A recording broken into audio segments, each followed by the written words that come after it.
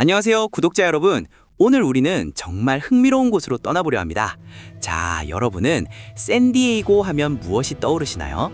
아마 따뜻한 캘리포니아의 태양, 끝없이 펼쳐진 해변, 그리고 평화로운 휴양지의 이미지를 가장 먼저 그리실 겁니다. 미국인들이 은퇴 후 가장 살고 싶어하는 도시이기도 하죠. 하지만 이 평화로운 풍경 이면에는 전혀 다른 현실이 숨겨져 있습니다.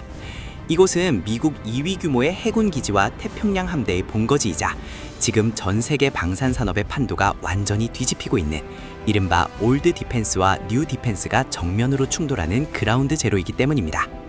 오늘 제가 여러분께 들려드릴 이야기는 단순히 무기에 대한 이야기가 아닙니다.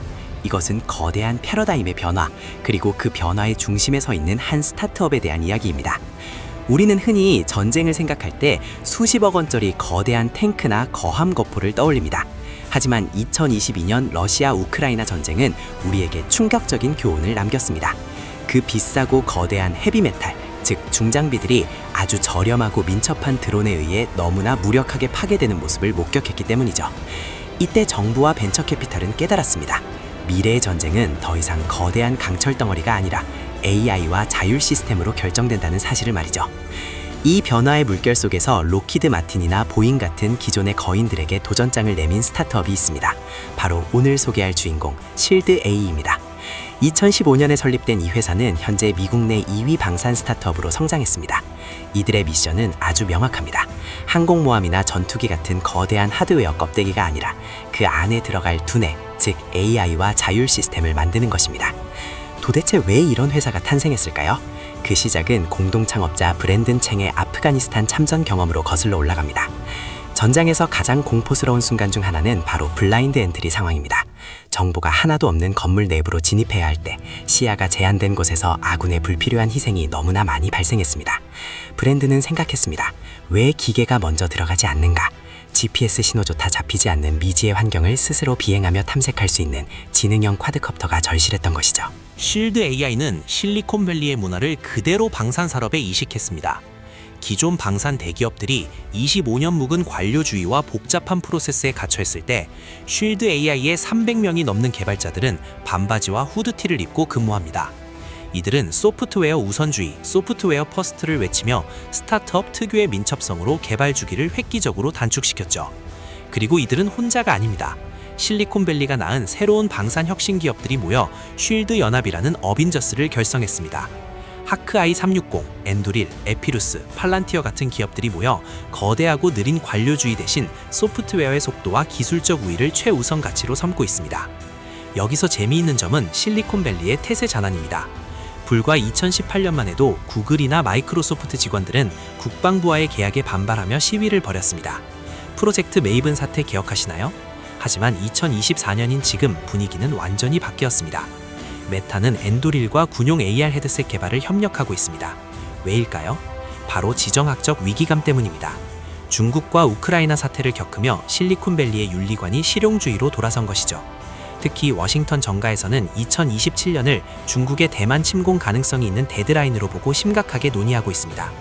엔두릴의 CEO 팔머 러키는 2027년까지 준비되지 않는 무기는 의미가 없다라고 말할 정도입니다.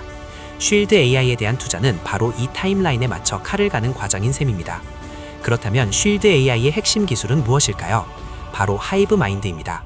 쉽게 말해 전장의 안드로이드 운영체제를 만드는 겁니다. 삼성폰이나 픽셀폰이 안드로이드로 구동되듯 하이브 마인드는 기종을 가리지 않고 모든 항공기를 자율 비행하게 만드는 AI 파일럿입니다.